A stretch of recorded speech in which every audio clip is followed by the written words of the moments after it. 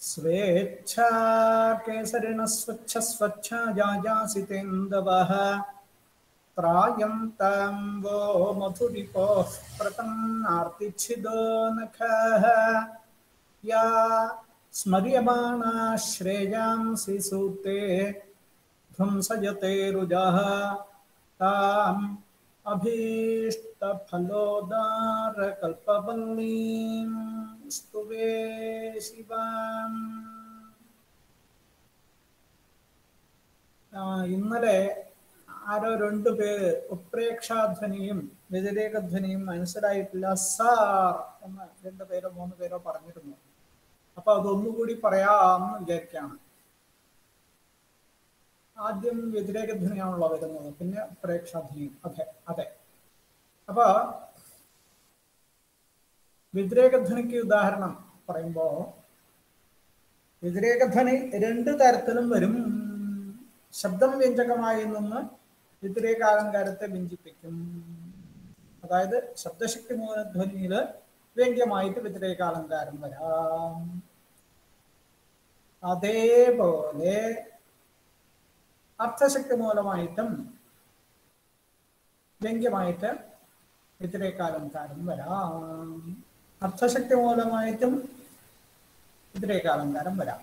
അപ്പൊ ശബ്ദശക്തി മൂലമായിട്ടുള്ള വ്യതിരേകാലങ്കാരത്തിന് ഉദാഹരണം കാണിച്ചു തന്നിട്ടുണ്ട്. ഖംയേ അത്യുജ്വലയന്തി ലൂനതമസഹ എന്ന് പറഞ്ഞിട്ട് 2 തരം പാദങ്ങൾ സൂര്യന്റെ. ഒന്ന് സൂര്യകിരണങ്ങൾ, മറ്റൊന്ന് സൂര്യഭഗവാന്റെ കാലുകൾ. അതില് ശബ്ദത്തിന്റെ ശക്തി കൊണ്ട് ചില ശബ്ദങ്ങളായതുകൊണ്ട് 2 അർത്ഥം കിട്ടുന്നുണ്ട്, വ്യംഗ്യമായ ഒരർത്ഥം കിട്ടുന്നുണ്ട്.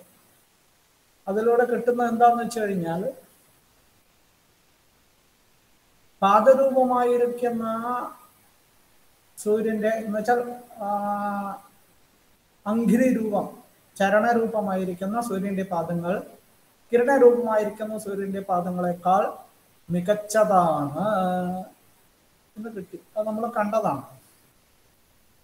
അപ്പൊ ഉപമാനോപമേയങ്ങളില് ഒന്നിനേക്കാൾ മികച്ചു നിൽക്കുന്നു, ഒന്നിന് വ്യതിരേകമുണ്ട്, വ്യത്യാസമുണ്ട്, ഭേദമുണ്ട് എന്ന് പറയുന്നിടത്താണല്ലോ വ്യതിരേകാലങ്കാരം. ഇവിടെ വാച്യമായിട്ടത് പറയുന്നില്ല, പക്ഷെ വ്യംഗ്യമായിട്ടത് കിട്ടും. ഒന്ന് ഖോദ്ഭാസിയാണ്, മറ്റൊന്ന് നഖോദ്ഭാസിയാണ്. ഒന്ന് ആകാശത്തെ പ്രോജ്വലിപ്പിക്കുന്നതാണ്, മറ്റൊന്ന് നഖം കൊണ്ട് ശോഭിക്കുന്നതാണ് എന്ന് പറയുമ്പോ വ്യതിരേകമുണ്ട്. ഒന്ന് ചെന്താമരയുടെ ഐശ്വര്യത്തിന് പോഷം ചെയ്യുന്നു സൂര്യകിരണങ്ങൾ. അതായത് ചെന്താമരയെ വിടർത്തി അതിന്റെ ശ്രീയെ ലോകരെ അറിയിക്കുന്നു, അതിന്റെ ശ്രീയെ ഉളവാക്കുന്നു, സാർത്ഥകമാക്കുന്നു. മറ്റൊന്ന് അബ്ജഭാസിനെ ക്ഷേപം ചെയ്യുന്നു.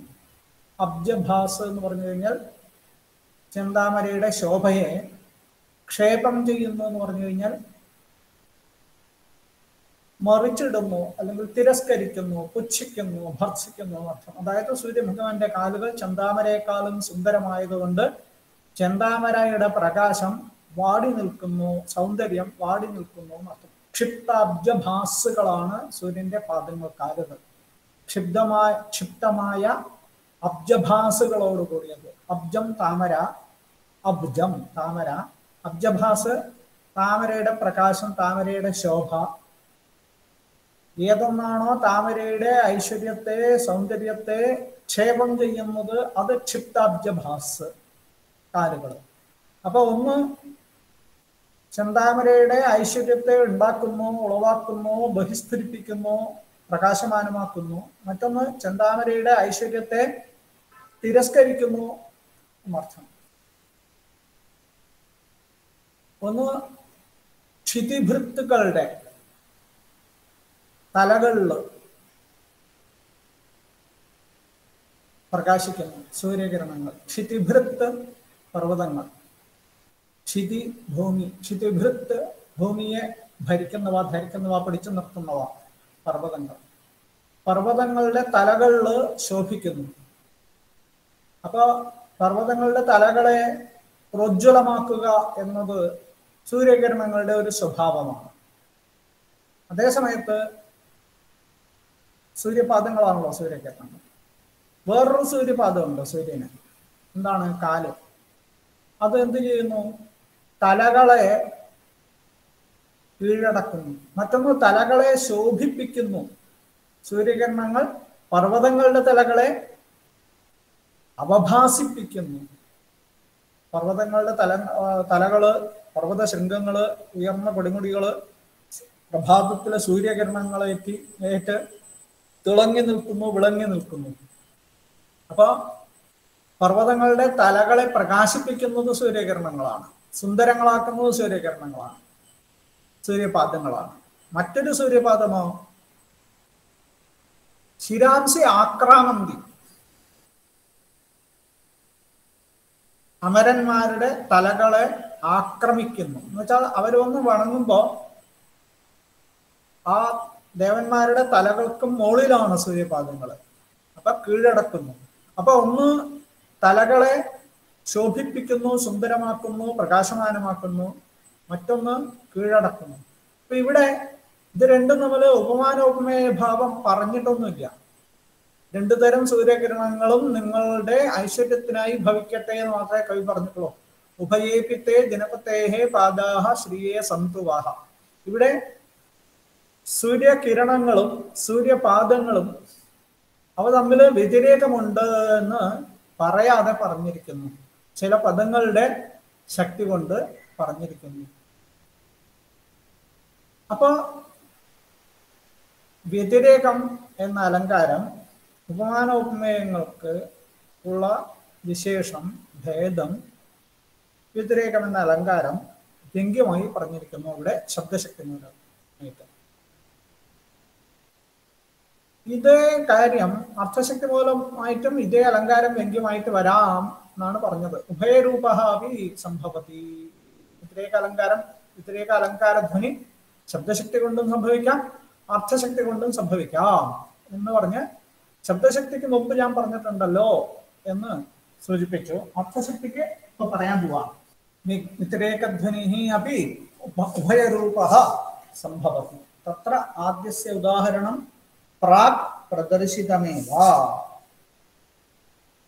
പ്രാക് പ്രദർശിതമേവ അതാണ് മുമ്പ് പറഞ്ഞതാണ് നമ്മളിപ്പോ കണ്ടത്. ഖംയേ അത്യുജ്വലയന്തി എന്നുള്ളത്. ദ്വിതീയസ്യ ഉദാഹരണം യഥ. രണ്ടാമത്തതിന്റെ ഉദാഹരണം എന്ന് പറഞ്ഞിട്ടാണ് ഈ പദ്യം പറയുന്നത്. എന്താണ്? ജായേയ വനോദ്ദേശേ കുബ്ജ ഏവ പാദപോ ഗളിതപത്ര മാ മാനുഷേ ലോകേ ത്യാഗൈകരസോ ദരിദ്രശ്ച. ഒരാൾ പറയുന്നതാണ് അയാൾ പരമദരിദ്രനാണ്, പക്ഷെ പരോപകാരം ചെയ്യാൻ അതിയായ ആഗ്രഹമുണ്ട്, മറ്റുള്ളവരെ സഹായിക്കാൻ. കയ്യിലൊന്നുമില്ല. അയാൾ എന്താ പറയുന്നത്? കാട്ടില് മരടിച്ച കൂനിക്കുരുടിയ ഇലകളൊന്നുമില്ലാത്ത ഒരു മൊട്ടമരമായി ജനിച്ചാൽ പോലും എൻ്റെ ഈ ജന്മത്തെക്കാളും ത്യാഗം ചെയ്യുവാൻ മുഴുകിയിരിക്കുന്ന ഒരു മനസ്സ്, കയ്യിലൊന്നുമില്ല, ഇത്തരത്തിലുള്ള എൻ്റെ ഈ ജന്മം ഉണ്ടല്ലോ അതിനേക്കാളും എത്രയോ നന്നായിരുന്നു എന്നാണ് പറഞ്ഞത്. എങ്ങനെയാ? കാട്ടില് ഇലകളില്ലാത്ത കൂനിക്കുരുടിയിരിക്കുന്ന ശിഖരങ്ങളൊന്നുമില്ലാത്ത ഉയർച്ചയില്ലാത്ത ഒരു മൊട്ടമരമായി ജനിക്കാം, പക്ഷെ മനുഷ്യലോകത്ത് ത്യാഗൈകരസനും ദരിദ്രനുമായി ജനിച്ചുകൂടാ എന്ന് പറയുമ്പോൾ എന്താണ് പറയുന്നത്? തൻ്റെ ഈ ദരിദ്രനായ ഈ ജന്മം, ദരിദ്രനായ തൻ്റെ ജന്മം അല്ലെങ്കിൽ ദാരിദ്ര്യത്തോടു കൂടിയ തൻ്റെ ഈ ജന്മം വളരെ നിന്ദ്യമാണ്. ഏതിനേക്കാളും നിന്ദ്യമാണ്? കാട്ടില് ഇലയും കായും പൂവും ഒന്നുമില്ലാത്ത, വഴിപോക്കർക്ക് തണല് നൽകാത്ത, വഴിപോക്കർക്ക് പശിയകറ്റാൻ പഴങ്ങൾ നൽകാത്ത വെറും ഒരു മൊട്ടമരം, അതിനേക്കാളും മോശമാണ് എൻ്റെ ഈ ജന്മം. കാരണം അത് ചിലപ്പോ കത്തിക്കാനൊക്കെ ഉപയോഗിച്ചെന്ന് വരാം. കരിക്കോ കത്തിക്കാനോ ഒക്കെ ഉപയോഗിച്ചു വന്നവരമായ മരം. പക്ഷെ എൻ്റെ ജന്മം അത് പാഴായി പോയതാണ് എന്ന് പറയുമ്പോൾ എന്താണ് പറയുന്നത്? എൻ്റെ ജന്മം പാഴായ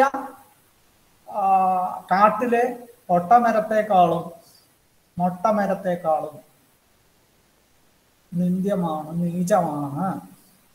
അപ്പൊ വ്യതിരേകം ഇവിടെ അത് എങ്ങനെ നേരിട്ട് പറഞ്ഞിട്ടുണ്ടോ? ഇല്ല. വാച്യം ഇത്രയേ ഉള്ളൂ.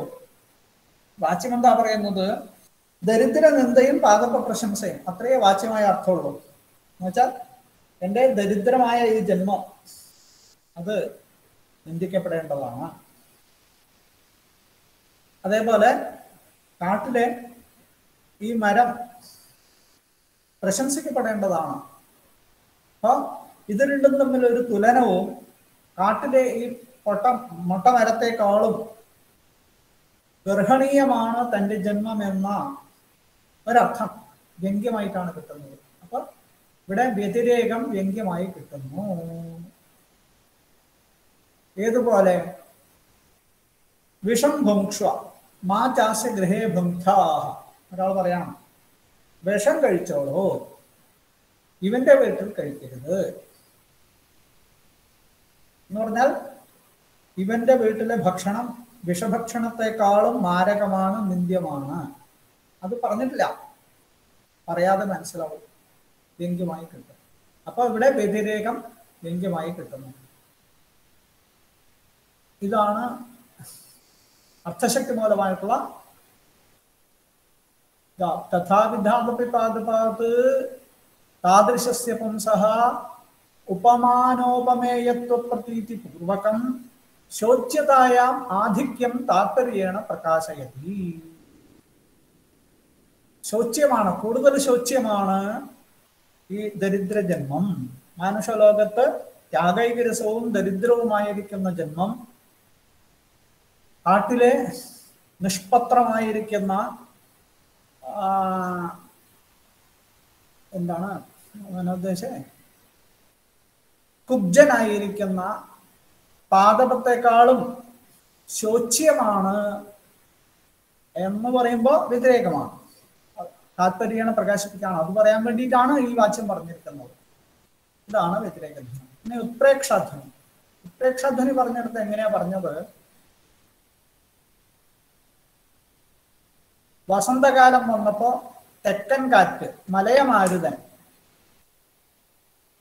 വഴിപോക്കരെ വല്ലാതെ മോഹാലസ്യപ്പെടുത്തുന്നു ആണ് കവി പറഞ്ഞത്. അപ്പോ നമ്മൾ അറിയേണ്ട ഒരു കാര്യമുണ്ട്. വസന്ത ഋതു പുഷ്പിച്ചു നിൽക്കുന്ന പ്രകൃതി, മലയമാരുതൻ, ഇവരെല്ലാം കാമദേവന്റെ സഹായികളായിട്ട് സങ്കല്പമുണ്ട്. ഇവരൊക്കെ കാമദേവനെ സഹായിക്കുന്നു. മലയമാരുതൻ ആഞ്ഞു വീശിക്കഴിഞ്ഞാൽ കാമിജനങ്ങൾക്ക് കാമം കൂടും. അത് മനസ്സിലായാലേ ഇതിന്റെ ഒരു അർത്ഥം മനസ്സിലാവുള്ളൂ. ഇവിടെ എന്താ പറയുന്നത്? മലയമാരുതൻ മധുമാസത്തിൽ മലയമാരുതൻ വഴിപോക്കരെ മോഹാരസ്യപ്പെടുത്തുന്നു എന്നാണ്. വഴിപോക്കർ എന്ന് പറഞ്ഞാൽ ഇവരുടെ പ്രേയസിമാര് വേറെ ഏതോ ദേശത്തുണ്ട്, അവരുമായിട്ട് വിയുക്തരാണ്, ഇവര് വിരഹികളാണ് എന്നുള്ളത് മനസ്സിലാക്കണം. ഇവരെ മോഹാലസ്യപ്പെടുത്തുന്നത് ആരാ? തെക്കൻ കാറ്റാണ്.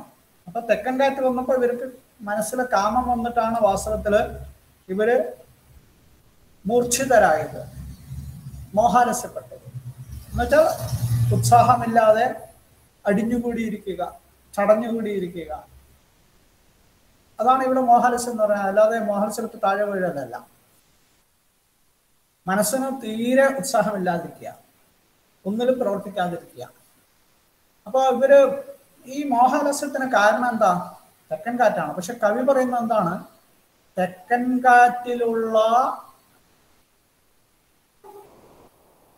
പാമ്പിന്റെ നിശ്വാസങ്ങളുണ്ട്, അതും കൂടിയ തെക്കൻ കാറ്റാണ്. ആ തെക്കൻ കാറ്റിന് വിശേഷിപ്പിച്ചത് എങ്ങനെയാണ്? മലയമാരുതിനെ വിശേഷിപ്പിച്ചത് ചന്ദനാസക്ത ഭുജക നിശ്വാസാനില മൂർച്ഛിതൻ എന്നാണ് വിശേഷിപ്പിച്ചത്. ചന്ദനമരങ്ങളില് ചുറ്റിപ്പിണഞ്ഞിരിക്കുന്ന ഭുജകങ്ങളുടെ നിശ്വാസവാദം കൊണ്ട് മൂർച്ഛിതമായിരിക്കുന്ന. അപ്പൊ ഇവര് വാസ്തവത്തില് പഥികന്മാര് കാമാവേഗം കൊണ്ടാണ് മൂർച്ഛിതരായത്. പക്ഷെ ഇവിടെ പറയുന്നത്, കവി പറയുന്നത് പാമ്പിന്റെ വിഷക്കാറ്റേറ്റിട്ടാണ് ഇവർ മൂർച്ഛിതരായത്. അങ്ങനെ നേരിട്ട് പറഞ്ഞിട്ടുമില്ല, വാച്യമായിട്ട് പറഞ്ഞിട്ടില്ല. വാച്യമായിട്ട് പറഞ്ഞത് ആ മലയമാരുതനില് പാമ്പിന്റെ വിഷക്കാറ്റും ഉണ്ടായിരുന്നു എന്നേ പറഞ്ഞുള്ളൂ.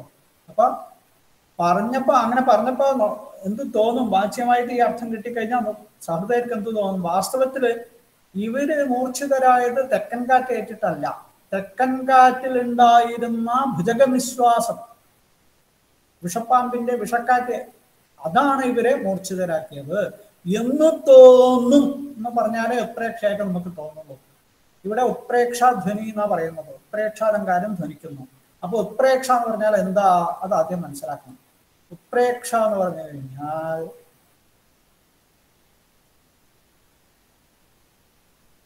ഒന്നിനെ മറ്റൊന്നായിട്ട് സംഭാവനം ചെയ്യുക, ഒന്നിനെ മറ്റൊന്നായിട്ട് സംഭാവനം ചെയ്യുക. ഇവിടെ മലയമാരുതൻ കാരണമാണ് മൂർച്ഛ ഉണ്ടായത്. പക്ഷെ പാമ്പിന്റെ കാറ്റാണ് മൂർച്ഛ ഉണ്ടാവാൻ കാരണം എന്ന് തോന്നും എന്ന് പറയുന്ന പോലെ പറയുക. അതിന് ഉത്പ്രേക്ഷയ്ക്ക് സാധാരണ വേറൊരു ഉദാഹരണം പറഞ്ഞു കഴിഞ്ഞാൽ ഇവിടുത്തെ കുറച്ചുകൂടി വ്യക്തമാവും. സംഭാവനം അഥോത്പ്രേക്ഷ എന്നാണ് കുവലയാനന്ദ. സംഭാവനം ചെയ്യുക, ഒന്നിനെ മറ്റൊന്നായിട്ട് സംഭാവനം ചെയ്യുക. സംഭാവനം ചെയ്യുക എന്ന് പറഞ്ഞാലോ, സംശയത്തിന്റെ വേറൊരു തരമാണ് സംഭാവനം എന്ന് പറയുന്നത്. സംശയം എന്ന് പറഞ്ഞാൽ എന്താ? ഒരു വസ്തുവില് പരസ്പര വിരുദ്ധങ്ങളായിട്ടുള്ള രണ്ട് ധർമ്മങ്ങൾ ഉണ്ട് എന്ന് കരുതുക, ഇതാണ് സംശയം. ഇപ്പൊ സുന്ദരേശ്വരൻ മിടുക്കനാണ്, അല്ല, സുന്ദരേശ്വരൻ മിടുക്കനല്ല. മിടുക്കനാണെന്നുള്ളതും മിടുക്കനല്ല എന്നുള്ളതും ഒരേ ആളില് ഉണ്ടാവാൻ സാധ്യതയില്ലല്ലോ. അപ്പൊ മിടുക്കനാണ് എന്നുള്ളതും തോന്നുക, മിടുക്കനല്ല എന്നുള്ളതും, രണ്ട് ധർമ്മങ്ങൾ, രണ്ടും പരസ്പര വിരുദ്ധമാണ്. ഒരേ ധർമ്മിയില്, ഒരേ സുന്ദരേശ്വരനില്. അപ്പൊ മിടുക്കനാണോ അല്ലയോ, മിടുക്കനാണോ അല്ലയോ, അല്ലയോ അതെയോ, ഇത് സംശയം. ഇതില് രണ്ട് ധർമ്മവും തുല്യമായിട്ടാണ് നിൽക്കുന്നത്. മിടുക്കനാണെന്നും തോന്നുന്നു, അല്ലെന്നും തോന്നുന്നു. അപ്പോഴാണ് സംശയം വരുന്നത്. പക്ഷേ സംഭാവന എന്ന് പറയുന്നത് രണ്ടും ഒരുപോലെയല്ല, ഒന്നില് കൂടുതൽ ഊന്നൽ കിട്ടുന്നത് പോലെ തോന്നുക. ഇപ്പൊ ഇരുട്ട് പരന്നു അല്ലെങ്കിൽ ആകാശം ഇരുണ്ടു എന്ന് പറയാൻ കവി പറയാണ്, വർഷതീവ തമോങ്കാനി ലിംപതീവാഞ്ജനം നഭഃ. വർഷതീവ തമോങ്കാനി ലിംപതീവാഞ്ജനം നഭഃ. ഇരുട്ട് പൊഴിയുകയാണ്, ഇരുട്ട് അവയവങ്ങളിൽ പൊഴിയുകയാണ്. ആകാശം കൺമഷി പൂശുകയാണ് എന്ന് തോന്നും. ഇവ എന്ന് പറഞ്ഞിട്ടുണ്ട്. ഇതാണ് ഉദാഹരണം. അതായത് ഇരുട്ട് വരക്കുകയാണ്. ഇരുട്ട് വരക്കുമ്പോ എന്താ പറയുന്നത്? അംഗങ്ങളെ ഇരുട്ട് പൊഴിയുകയാണ്, ആകാശം കൺമഷി പൂശുകയാണ് എന്ന് തോന്നും എന്ന് പറയാണ്. അപ്പൊ കൺമഷി പൂശുകയാണോ വാസ്തവത്തിൽ ഇരുട്ട് വീഴുകയാണോ എന്ന് രണ്ടെണ്ണം ചോദിച്ചാൽ സംശയമായി. ഇപ്പൊ ഇരുട്ട് വീഴുകയല്ല, പിന്നെയോ ആകാശം ഇരുട്ട് പൂശുകയാണ്, തമോലേപനമാണ്. ലിംപതീവ തമോങ്കാനി വർഷതീവ അഞ്ജനം നഭഃ. തിരിച്ചാണ് അല്ലെ, ലിംപതീവ തമോങ്കാനി വർഷതീവ അഞ്ജനം നഭഃ. രണ്ടായാലും കുഴപ്പമൊന്നുമില്ല. അംഗങ്ങളിൽ ഇരുട്ട് പൂശുന്നു എന്നും ആകാശം ഇരുട്ട് വർഷിക്കുന്നുവോ എന്ന് തോന്നുമെന്നും ഇരുട്ട് പൂശുന്നുവോ എന്ന് തോന്നും എന്നൊക്കെ പറയുമ്പോൾ വാസ്തവത്തിൽ ഇരുട്ട് പൂശലൊന്നും നടക്കില്ല, അഞ്ജനം പൊഴിയിലും നടക്കില്ല. പക്ഷെ അങ്ങനെയാണെന്ന് തോന്നും എന്ന് പറയുമ്പോൾ സംശയത്തിന്റെ ഒരു പരാകാഷ്ഠയാണ് ഈ ഉത്പ്രേക്ഷ എന്ന് പറയുന്നത്, സംഭാവനം ചെയ്യുക എന്ന് പറയുന്നത്. ഒന്നിനെ മറ്റൊന്നായിട്ട് കാണുക എന്നാ രൂപകമല്ല താനും, തീർത്തും മുഴുവനായിട്ടും ഒന്നിനെ മറ്റൊന്നായിട്ട് കാണുകയല്ല.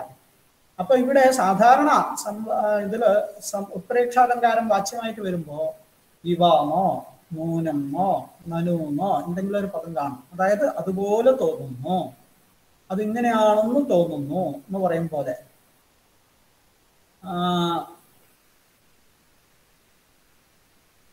സാധാരണ അങ്ങനെയാണ് ഉത്തരേക്ഷാലങ്കാരം വരിക വാച്യമായിട്ട് പറയുമ്പോൾ. ഇവിടെ എന്താ ചെയ്തിരിക്കുന്നത്? മലയമാരുതനാണ് പഥികരെ മൂർച്ഛിപ്പിക്കുന്നത്. പക്ഷെ ചന്ദനമരങ്ങളിൽ ചുറ്റിപ്പണഞ്ഞിരിക്കുന്ന പാമ്പുകളുടെ നിശ്വാസവാദം കാരണമാണ് പഥികര് മൂർച്ഛിതരായത് എന്ന് തോന്നും എന്ന കണക്കിൽ പറഞ്ഞിരിക്കാം. അപ്പൊ എന്ന് തോന്നും എന്നുള്ളതൊന്നും എവിടെയും പറഞ്ഞിട്ടില്ല, വാക്കുകൊണ്ട് ഇവാന്നോ ഒന്നും പറഞ്ഞിട്ടില്ല. അതുകൊണ്ടാണ് ഇത് വ്യംഗ്യമായി കിട്ടുന്നത്. അപ്പൊ ഇവിടെ ഉത്പ്രേക്ഷാലങ്കാരം വ്യംഗ്യമായി കിട്ടുന്നു. അത്രഹി മധവും മലയമാരുതസ്യ പഥികമൂർച്ഛാകാരിത്വം. വാസ്തവത്തില് പഥികന്മാരെ മൂർച്ഛിപ്പിക്കുന്നത് എന്താണ്? മലയമാരുതനാണ്, മധുമാസത്തിലെ മലയമാരുതനാണ്. അതിനെ മന്മഥോന്മാഥ ദായിത്വേനൈവ. അതെങ്ങനെയാണ്, എന്തുകൊണ്ടാണ് ഈ മലയമാരുതൻ മൂർച്ഛിപ്പിക്കുന്നത്? കാമവേഗം ഉണ്ടായിട്ട്. മന്മഥോന്മാഥത്തെ, മന്മഥം എന്ന് പറഞ്ഞാൽ കാമ വികാരം, ഉന്മാഥം എന്ന് പറഞ്ഞാൽ അതിന്റെ തീവ്രത. അപ്പോ കാമ വികാരത്തിന്റെ തീവ്രത നൽകിക്കൊണ്ട് മലയമാരുതനാണ് വാസ്തവത്തിൽ മൂർച്ച ഉണ്ടാക്കുന്നത്. പക്ഷേ അതിന് എന്ത് ചെയ്തിരിക്കുന്നു? തത്തു ചന്ദനാസക്ത ഭുജക നിശ്വാസാനില മൂർച്ഛിതത്വേന ഉത്പ്രേക്ഷിതം. അത് വാസ്തവത്തില് മലയമാരുതൻ കൊണ്ടല്ല, ഈ കാമാവേഗം കൊണ്ടല്ല ഇവര് മൂർച്ഛിതരായത്. പിന്നെ എങ്ങനെയാണ്? ചന്ദനവൃക്ഷത്തില് ആസക്തരായിരിക്കുന്ന ചുറ്റിപ്പണഞ്ഞിരിക്കുന്ന ഭുജകങ്ങളുടെ നിശ്വാസാനിലം കൊണ്ടാണ് മൂർച്ഛിതന്മാരായത് പഥികന്മാര് എന്ന് ഉത്പ്രേക്ഷ ചെയ്തിരിക്കുകയാണ്. അങ്ങനെയാണോ എന്ന് തോന്നും എന്ന് പറയാതെ പറഞ്ഞിരിക്കുന്നു. അപ്പൊ ഇത് എങ്ങനെയാണ് പറഞ്ഞത്? സാക്ഷാത് അനുക്താപി, വാക്കുകൊണ്ടും നേരിട്ട് പറഞ്ഞിട്ടില്ലെങ്കിലും വാക്യാർത്ഥ സാമർഥ്യാത്, ഈ വാച്യമായ അർത്ഥം കൊണ്ട് നമുക്ക് അർത്ഥശക്തി കൊണ്ട് അനുരണന രൂപ ലക്ഷ്യത്തെ, സംലേഷക്രമമായിട്ട് ഈ ഉത്പ്രേക്ഷാലങ്കാരം നമുക്ക് മനസ്സിലാവുന്നു. അപ്പൊ ഇവിടെ ഇവ പോലെയുള്ള ശബ്ദങ്ങളൊന്നും ഇല്ലല്ലോ എന്ന് ചോദിക്കുകയാണെങ്കിൽ, നച്ച ഏവം വിധേ വിഷയേ ഇവാദിശബ്ദ പ്രയോഗം അന്തരേണ, ഇവ പോലെയുള്ള ശബ്ദങ്ങൾ കൂടാതെ അസംബദ്ധത ഏവ ഇത് ശക്യത്തെ വക്തും. അസംബദ്ധതയാണ്, അത് പരസ്പര വിരുദ്ധമായിട്ടുള്ള ആണ് തോന്നുക, സംബന്ധമില്ലാത്തതായിട്ടാണ് തോന്നുക എന്ന് പറയാൻ പറ്റില്ല. ഗമകത്വാത് അന്യത്രാപി തദപ്രയോഗേ തദർത്ഥാപകത്തി ദർശന. ഗമകത്വാത്, ഇവിടെ വ്യഞ്ജകത്വമുണ്ട്, വ്യഞ്ജിപ്പിക്കുന്നു. ഇവ എന്ന ശബ്ദത്തിന്റെ പ്രയോഗമില്ലെങ്കിലും അതിന്റെ അർത്ഥം നമുക്ക് കിട്ടും, മനസ്സിലാവും. മറ്റു സ്ഥലങ്ങളിലും ഇതുപോലെയുണ്ട്. അന്യത്രാപി തദപ്രയോഗേ, പദപ്രയോഗം എന്ന് വെച്ചാൽ ഇവ പോലെയുള്ള ശബ്ദങ്ങൾ, നൂനം, ഇവ, നനു പോലെയുള്ള ശബ്ദങ്ങൾ ഇല്ലാതെ തന്നെ തദർത്ഥാപകത്തി ദർശനാത്, ആ പദങ്ങളുടെ അർത്ഥം നമുക്ക് അനുഭവപ്പെടും. ഏതുപോലെ എന്ന് ചോദിച്ചാൽ അതിനാണ് പറഞ്ഞത്. ഇവിടെ ഒരു പദ്യം പറയാണ്. പദ്യത്തില് ചന്ദ്രൻ, പൂർണ്ണചന്ദ്രൻ ഉദിച്ചാൽ ചന്ദ്രിക പരക്കും എന്നുള്ളത് സ്വാഭാവികമായി സംഭവിക്കുന്ന ഒരു സംഗതിയാണ്. അതിനെ ഇവിടെ എന്തായിട്ടാ പറഞ്ഞിരിക്കുന്നത്? പൂർണ്ണചന്ദ്രൻ വല്ലാതെ സന്തോഷിച്ചിരിക്കുന്നു, അല്ലെങ്കിൽ അഹങ്കരിച്ചിരിക്കുന്നു, അല്ലെങ്കിൽ അഭിമാനിച്ചിരിക്കുന്നു.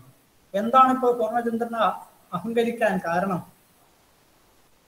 എന്ന് ചോദിച്ചാൽ, കുറേ ദിവസമായിട്ട്, പല നാളുകളായിട്ട് ചന്ദ്രൻ ഈ സുന്ദരിയുടെ മുഖം പോലെ ആവണമെന്ന് കിണഞ്ഞ് പരിശ്രമിക്കുകയാണ്.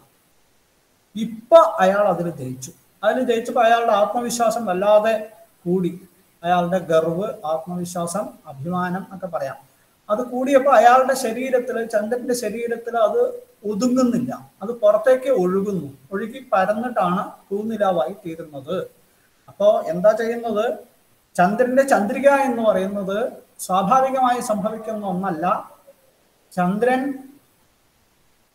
തൻ്റെ സന്തോഷം, തൻ്റെ സാദൃശ്യം കൊണ്ടുണ്ടായ സന്തോഷം തൻ്റെ ശരീരത്തിൽ ഒതുങ്ങാതെ, എന്നാ മാതി എന്ന് പറഞ്ഞാൽ അളക്കപ്പെടുന്നില്ല എന്നാണ്, ഉൾക്കൊള്ളാൻ കഴിയുന്നില്ല. ചന്ദ്രശരീരത്തിന് ചന്ദ്രന്റെ ഈ സാദൃശ്യത്തെയും ഈ വനിതാമുഖ സാദൃശ്യത്തെയും അതുകൊണ്ടുണ്ടാവുന്ന ആത്മാഭിമാനത്തെയും സന്തോഷത്തെയും താങ്ങാൻ കഴിയാതെ അത് പുറത്തേക്ക് ഒഴുകിയതാണ്. അതാണ് ചന്ദ്രിക എന്ന് ഉത്പ്രേക്ഷ ചെയ്തിരിക്കുകയാണ്. അതെന്താ അങ്ങനെയൊക്കെ തോന്നാൻ ഇയാൾക്കെന്ന് ചോദിച്ചു കഴിഞ്ഞാൽ, സാധാരണ ഇവളുടെ മുഖവുമായിട്ട് ഇവളുടെ മുഖം വളരെ സുന്ദരമാണെന്നാണ് കവി പറയുന്നതാണ്. അല്ലെങ്കിൽ കാമുകനും കാമുകിയുടെ മുഖം അങ്ങനെയാണല്ലോ. ഏതൊരു കാമുകനും കാമുകിയുടെ മുഖം എന്തിനേക്കാളും സുന്ദരമാണ്. അപ്പൊ അയാൾ പറയുന്നത് ചന്ദ്രനെക്കാളും എത്രയോ സുന്ദരമാണ് ഈ മുഖം. ചന്ദ്രന് ഈ മുഖവുമായിട്ട് സാദൃശ്യം കിട്ടുന്നേ ഇല്ല. പക്ഷെ ഇപ്പൊ കിട്ടാൻ എന്താ കാരണം? ഇവള് കെറുവ് കൊണ്ട്, പ്രണയകലഹം കൊണ്ട് മുഖമൊന്ന് ദേഷ്യപ്പെട്ടിരിക്കുകയാണ്, വാടിയിരിക്കുകയാണ്, മങ്ങിയിരിക്കുകയാണ്, ദേഷ്യപ്പെട്ടിരിക്കുകയാണ്, തൊടുത്തിരിക്കുകയാണ്, എന്ത് വേണമെങ്കിലും പറയാം, കറുത്തിരിക്കുകയാണ്. അപ്പൊ കെറുവ് കൊണ്ട് കറുത്ത മുഖം, കെറുവ് കൊണ്ട് ഇവളുടെ മുഖം കറുത്തപ്പോ ചന്ദ്രന് ഇവളുടെ മുഖവുമായിട്ട് സാദൃശ്യം കിട്ടി. ആ സാദൃശ്യം കിട്ടിയപ്പോ അയാൾക്ക് സന്തോഷം ഉണ്ടായി. ആ സന്തോഷം അയാളുടെ ശരീരത്തിൽ ഒതുങ്ങുന്നില്ല. അങ്കേ ഏവ ന മാതി. മാതി എന്ന് പറഞ്ഞാൽ അളക്കപ്പെടുന്നു എന്നാണ്, ഉൾക്കൊള്ളുന്നു. അങ്ങനെയാണല്ലോ നമ്മള് പാല് എടുത്തിട്ട് ലിറ്റർ പാത്രം കൊണ്ട് അളക്കും. മാനം അളവ് പാത്രം, മാതി അളക്കുന്നു. അപ്പൊ പാല് ഇതിൽ കൊണ്ടാൽ ഇതിൽ കൊള്ളുന്നു, അതിനാണ് മാനം ചെയ്യാന്ന്. പിന്നെ മാതി എന്ന് പറഞ്ഞാൽ അതിൽ കൊള്ളുന്നില്ല, അതിൽ ഒതുങ്ങുന്നില്ല, അതിൽ ഒതുങ്ങാതെ പുറത്തേക്ക് ഒഴുകുന്നു. അതാണ്. അപ്പൊ ഈർഷ്യാകലുഷസ്യാപി തവ മുഖസ്യ നന്വേഷ പൂർണിമാചന്ദ്ര അദ്യ സദൃശത്വം പ്രാപ്യ അംഗ ഏവനമാതി. കലുഷിതമാണെങ്കിൽ പോലും ആയ ഈ മുഖത്തിന്റെ സദൃശത്വത്തെ, സാദൃശ്യത്തെ പ്രാപിച്ചിട്ട് പൗർണമിയിലെ ചന്ദ്രൻ രാഗേന്ദു തൻ്റെ ശരീരത്തിൽ ഒതുങ്ങുന്നില്ല ആണ് പറയുന്നത്. ഇന്നലെ ഞാൻ ഇതൊക്കെ വായിച്ചാണ്, ഒന്നുകൂടി വായിച്ചു തരാം. പൂർണിമാചന്ദ്രന്റെ സ്വാഭാവികമായ സർവദിക് പ്രകാശനം, അതിന് നായികാമുഖം കോപം കൊണ്ട് കലങ്ങി അരുണമായി തീർന്ന സമയത്ത് മാത്രം കൈവന്ന മുഖത്തിന്റെ ആഹ്ലാദജനകമായ അസുലഭ സമ്പത്ത് കൊണ്ടാണ് എന്ന്, അങ്ങനെ മുഖസാദൃശ്യം പ്രാപിച്ചിട്ടാണോ എന്ന് ഇവാദി ശബ്ദ പ്രയോഗം കൂടാതെ പ്രകാശിപ്പിച്ചിരിക്കുന്നു. അപ്പൊ സർവദിക് പ്രകാശനം എന്നൊക്കെ പറയുന്നത് എന്താണ്? ഈ ചന്ദ്രിക ഒഴുകി പരക്കുന്നത് തന്നെയാണ്. അപ്പൊ ചന്ദ്രിക ഒഴുകി പരക്കുന്നത് സ്വാഭാവികമാണ്. അതിനെ ഇവിടെ ഇവളുടെ മുഖസാദൃശ്യം കിട്ടിയപ്പോൾ ഉള്ള സന്തോഷം, അല്ലെങ്കിൽ മുഖസാദൃശ്യം പുറത്തേക്ക് ഒഴുകുന്നതാണ്, ആണോ എന്ന് തോന്നുന്നു പറയാതെ പറഞ്ഞിരിക്കുന്നു. അപ്പൊ ഇവിടെ നമുക്ക് വേണമെങ്കിൽ ഒരു മനു എന്നൊരു ശബ്ദം ഉണ്ടല്ലോ, അത് ഈ സംഭാവനത്തെ പറയുന്നുണ്ടല്ലോ, ഉത്പ്രേക്ഷയെ പറയുന്നുണ്ടല്ലോ. നമ്മളിപ്പോ പറഞ്ഞ എന്താണ്?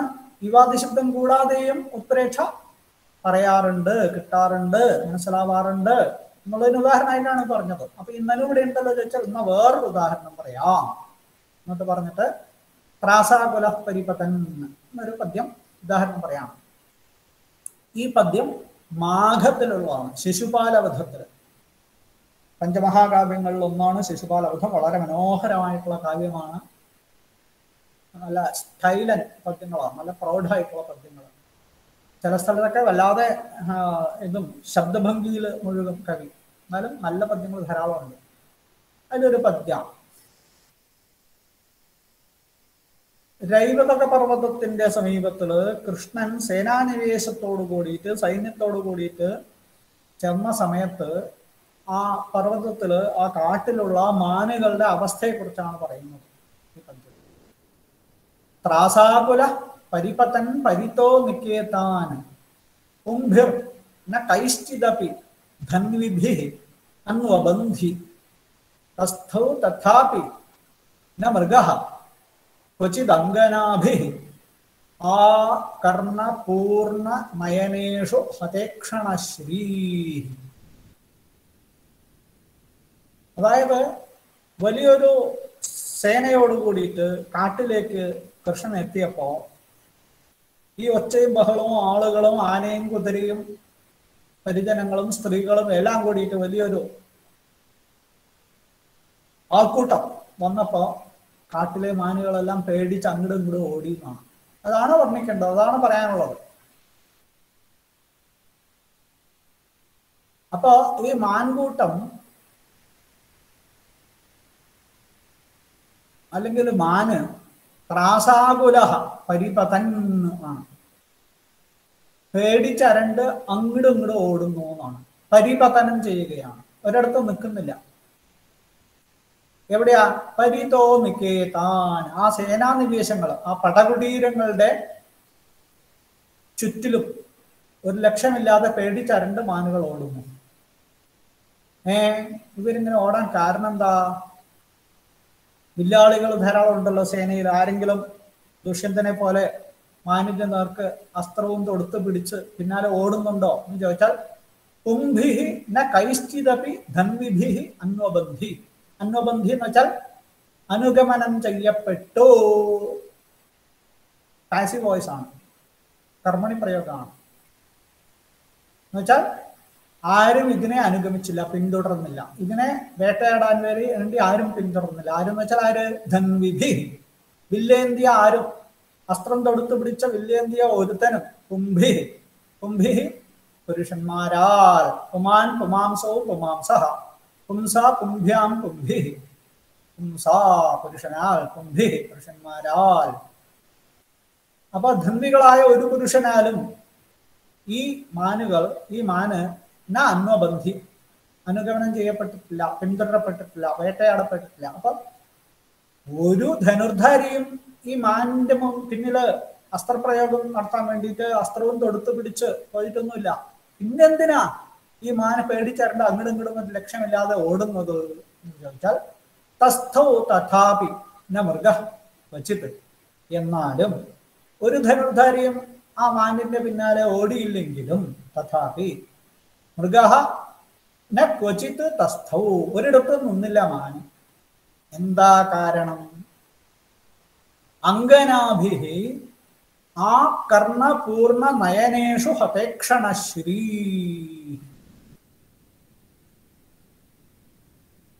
സുന്ദരികള്, ഈ രാജാവിന്റെ കൂടെ കൃഷ്ണന്റെ കൂടെ വന്ന സുന്ദരികള്,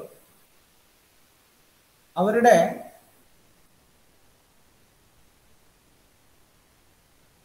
കണ്ണാകുന്ന അസ്ത്രം, നോട്ടമാകുന്ന അസ്ത്രം, അത് കൊണ്ടിട്ടാ ഇങ്ങോട്ട് ഓടുന്നു. അപ്പൊ സ്ത്രീകളാ അസ്ത്രം അയച്ചത്.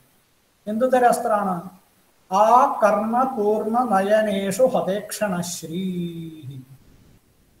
ചെവി വരെ നീണ്ട കണ്ണുകൾ, വിടർന്ന വിശാലമായ സുന്ദരികളുടെ കണ്ണുകൾ, പിടയുന്ന കണ്ണുകൾ, മാൻപേടകളെ തോൽപ്പിക്കുന്ന തരത്തിൽ പിടയുന്ന കണ്ണുകൾ, മാൻപേടകളുടെ ദൃഷ്ടിയേക്കാളും മനോഹരമായിട്ടുള്ള ആ കണ്ണുകൾ, ആ കണ്ണുകളാകുന്ന ഇഷു അസ്ത്രം,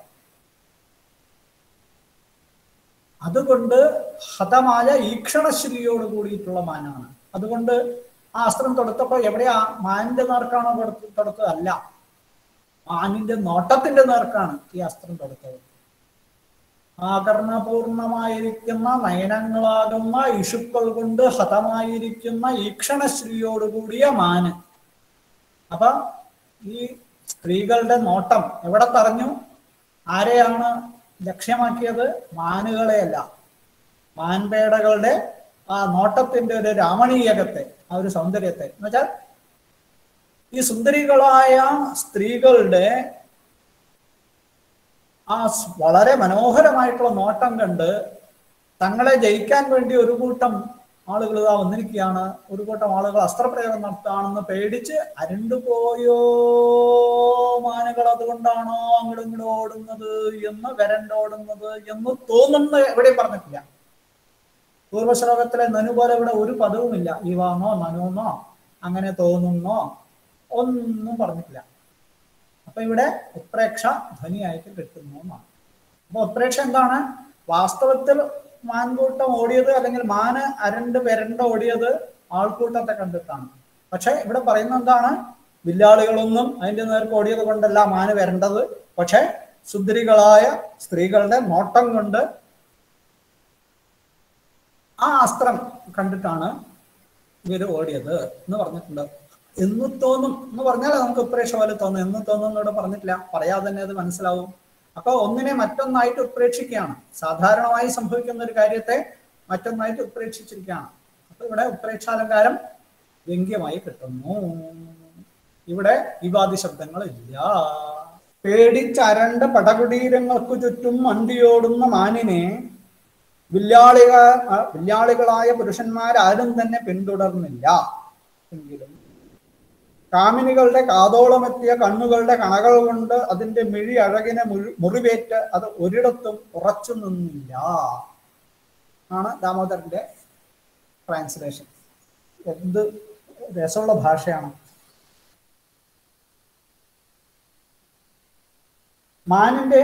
നാഥന്റെ ഈ പദ്യത്തിൽ ഉത്പ്രേക്ഷാവാചകമായ ശബ്ദമില്ല. ഉത്പ്രേക്ഷാവാചകം എന്ന് പറയുന്നത് ഈവാന്നോ നനുന്നോ നോനെന്നോ അങ്ങനെയാണ് ഉത്പ്രേക്ഷയിൽ സാധാരണ കാണാറ് എന്ന് തോന്നും. എന്നതുപോലെ തീർച്ചയായിട്ടും അങ്ങനെയാണ് എന്നൊക്കെ പറയുന്ന എന്തെങ്കിലും ഒരു വാക്ക് കാണും. ഉത്പ്രേക്ഷാവാചകമായ ശബ്ദമില്ല. മുൻ പദ്യത്തിൽ നനു എന്നതുകൊണ്ട് തോന്നുന്നത് പോലെ ഒരു അസ്വാരസ്യത്തിനും ഇവിടെ ഇടമില്ല. എന്നാൽ മാനിന് ഒരിടത്തും നിൽക്കാതിരിക്കാൻ അതിന്റെ സർവസ്വമായ കൺമണിയിൽ കാതരാക്ഷികളുടെ മിഴിയമ്പേറ്റതാണ് കാരണമെന്ന് സംഭാവനം ചെയ്തിരിക്കുന്നത് കൊണ്ട് ഇവിടെയും സുഭഗമായി ഉത്പ്രേക്ഷ വ്യഞ്ജിക്കുന്നു. ഈ പദ്യത്തിൽ ഉത്പ്രേക്ഷ ഉണ്ടെന്ന് എന്തിനു വെക്കുന്നു? ഇതിലിപ്പോ ഉത്പ്രേക്ഷ ഉണ്ടോ എന്ന് ചോദിച്ചാൽ അത് സംശയിക്കാനൊന്നുമില്ല, ഉണ്ട് എന്ന് പറയാൻ ദാമോദരൻ. എന്ന ആശങ്ക സംഗതമല്ല. ശബ്ദാർത്ഥബോധത്തിൽ പ്രതിപത്താക്കളുടെ അനുഭവമാണ് പ്രമാണം. ഇവിടെ സഹൃദയരിൽ തടവിന്നിയെ ആപാദമധുരമായി ഉത്പ്രേക്ഷ തോറ്റം കൊണ്ടുപോകുന്നു. അതുകൊണ്ട് ഈ പദ്യം ദൃഷ്ടാന്തമല്ലാതല്ല, ഉത്പ്രേക്ഷയ്ക്ക് ഉദാഹരണം തന്നെയാണത്.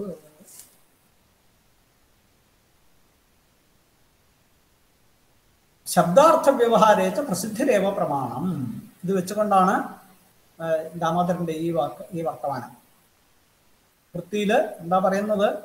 എന്താണ് ഈ വാസ്തവത്തിൽ ഈ ശബ്ദം കൊണ്ട്, ഈ പദ്യം കൊണ്ട് ഈ അർത്ഥം കിട്ടുമോ, ഉത്പ്രേക്ഷ അലങ്കാരം കൊണ്ട് കിട്ടുമോ എന്ന് ചോദിച്ചു കഴിഞ്ഞാൽ ശബ്ദാർത്ഥ വ്യവഹാരേച്ച പ്രസിദ്ധിരേവ പ്രമാണം. ശബ്ദാർത്ഥ വ്യവഹാരത്തില് പ്രസിദ്ധിയാണ്. പ്രസിദ്ധി എന്ന് വെച്ചാൽ ബോദ്ധാവിന്റെ, ശ്രോതാവിന്റെ, അനുവാചകന്റെ, വായനക്കാരന്റെ അനുഭവമാണ് പ്രമാണം. ഇനി അടുത്തത് ശ്ലേഷധ്വനി പറയാണ്. ശ്ലേഷാലങ്കാരം ധ്വനിച്ചു കിട്ടുന്നു എന്നാണ്. നമ്മൾ ശബ്ദശക്തി മൂലധ്വനി പറയുമ്പോൾ ശ്ലേഷം എന്ന വാച്യാലങ്കാരവും ശബ്ദശക്തി മൂലധ്വനിയും തമ്മിലുള്ള ഭേദത്തെ കുറിച്ചൊക്കെ പറഞ്ഞിരുന്നു. ഇവിടെ പറയുന്ന അതല്ല, ശ്ലേഷം വ്യംഗ്യമായിട്ട് കിട്ടുന്നതാണ് അർത്ഥശക്തി മൂലധ്വനിയായിട്ട്. ഇവിടെ നോക്കൂ, ഇവിടെ ശ്രദ്ധിക്കേണ്ട ഒരു കാര്യമുണ്ട്. ഇവിടെ ശബ്ദശക്തി മൂലം കൊണ്ടും അർത്ഥശക്തി മൂലം കൊണ്ടും കിട്ടുന്നു പറഞ്ഞിരുന്നു മുമ്പ്. അതൊന്നും പറഞ്ഞിട്ടില്ല. ശ്ലേഷധ്വനി അർത്ഥശക്തി മൂലം കൊണ്ട് കിട്ടുന്നു എന്നാണ്. വ്യതിരേകധ്വനിയിലും ഇതിലും ഉത്പ്രേക്ഷാധ്വനിയിലും ഒക്കെ പറഞ്ഞിരുന്നു എന്താ ശബ്ദശക്തി മൂലമായിട്ടും അർത്ഥശക്തി മൂലമായിട്ടും കിട്ടുന്നൊക്കെ. ഇവിടെ പറയാണ് ശ്ലേഷധ്വനി യഥ രമ്യ ഇതി പ്രാപ്തവതീ പതാകാഃ രാഗം വിവിക്ത ഇതി വർദ്ധയന്തീഃ യസ്യാം അസേവന്ത നമദ്വലീകാഃ സമം വധൂഭ വലഭേർയുവാനഃ. ദ്വാരകാപുരിയെ വർണ്ണിക്കാം. യസ്യാം പുരിയാം യുവാനഃ ചെറുപ്പക്കാര്, ഏതൊരു പുരിയിലാണോ ചെറുപ്പക്കാര്, വധൂഭിഹി സമം വധുക്കളോടുകൂടി, നമദ്വലീകാഃ വലഭീഹി അസേവന്ത താഴ്ന്ന തട്ടുകളോടുകൂടിയ നമത്തായിരിക്കുന്ന വലികൾ. വലി എന്നുള്ളത് ഈ എന്താ വാരിപ്പലകകൾ, ഈ മച്ചുംപുറത്ത് തട്ടുംപുറത്തുള്ള കയറാനുള്ള പലകകൾ, അതിനെയാണ് വലി എന്ന് പറയുന്നത്. അത് നമത്തുകളായിരുന്നു എന്ന് വെച്ചാൽ താഴ്ന്ന വലികളോടുകൂടിയ വലഭികൾ.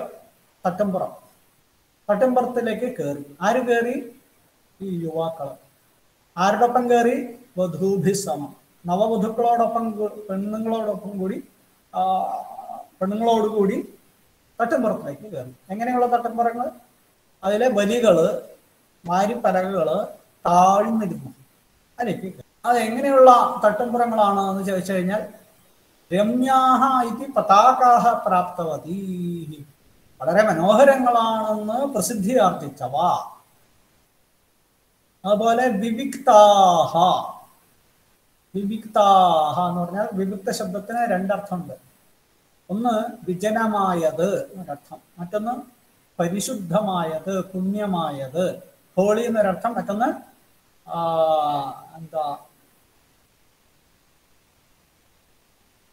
ബെറഫ്റ്റ് ഓഫ് എനിബഡി, അല്ലെങ്കിൽ അങ്ങനെയല്ല, അതല്ല വാക്ക് പറയേണ്ടത്, ശൂന്യമായത്, ആരുമില്ല, ഏകാന്തത, അതിനെയാണ് വിവിക്തം. അപ്പൊ രണ്ടർത്ഥമുണ്ട് ഇവിടെ. ഈ തട്ടുപുറത്ത് ആരും ഇല്ലാത്തത് കൊണ്ട് അധികം കല്യാണം കഴിഞ്ഞ അധികം ദിവസം കഴിഞ്ഞിട്ടില്ല, അതുകൊണ്ടാണ് തട്ടുപുറത്തേക്ക് പോകുന്നത്. അവിടെ ആരും ഇല്ലാത്തത് കൊണ്ട്, ആരുമില്ലാത്ത സ്ഥലത്ത്, രഹസ്യ സ്ഥലത്ത് രാഗം വർദ്ധയന്തി, രാഗത്തെ വർദ്ധിപ്പിക്കുന്നവയാണ്, അനുരാഗത്തെ വർദ്ധിപ്പിക്കുന്നവകളായിരിക്കുന്ന വലഭികൾ തട്ടിമ്പുറം. അപ്പൊ രമ്യാഹ ഇതി പതാകാഹ പ്രാപ്തവതീഹി എന്നുള്ളതും രാഗം വർദ്ധയന്തീഹി എന്നുള്ളതും വലഭീഹി എന്നുള്ളതിന്റെ വിശേഷണമാണ്. എങ്ങനെയുള്ള തട്ടുമ്പുറത്തേക്ക് കയറി എന്ന് ചോദിച്ചാൽ, ഈ വലഭീഹി എന്നുള്ളത് ദ്വിതീയ ബഹുവചനാണ്. വലഭികളിലേക്ക്, തട്ടുപ്പുറങ്ങളിലേക്ക് എന്ന് ദ്വിതീയ ബഹുവചനാണ്. അതിന്റെ വിശേഷണമാണ് രമ്യാഹ ഇതി പതാകാഹ പ്രാപ്തവതി, വളരെ മനോഹരങ്ങളാണെന്ന് പ്രസിദ്ധങ്ങളായിരിക്കുന്ന തട്ടുമ്പുറങ്ങളിലേക്ക്. അതുപോലെ വിവിക്താഹ ഇതി, ആരുമില്ലാത്തത് കൊണ്ട് രാഗം വർദ്ധയന്തി, അനുരാഗത്തെ, കാമവികാരത്തെ വർദ്ധിപ്പിക്കുന്നവളായിട്ടുള്ള തട്ടിമ്പുറങ്ങളിലേക്ക് കയറി ആണ്. ഇപ്പോ കയറി കഴിഞ്ഞു. ആരോടൊപ്പം കയറി? വധുക്കളോടൊപ്പം. ആര് കയറി? യുവാക്കളും. വാച്യാർത്ഥം കിട്ടി. ഇപ്പൊ നമുക്ക് തോന്നുകയാണ്, ഈ വലി ശബ്ദം ഉണ്ടല്ലോ,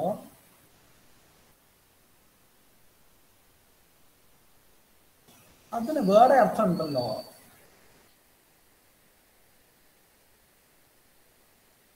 വലി എന്ന് പറഞ്ഞു കഴിഞ്ഞാൽ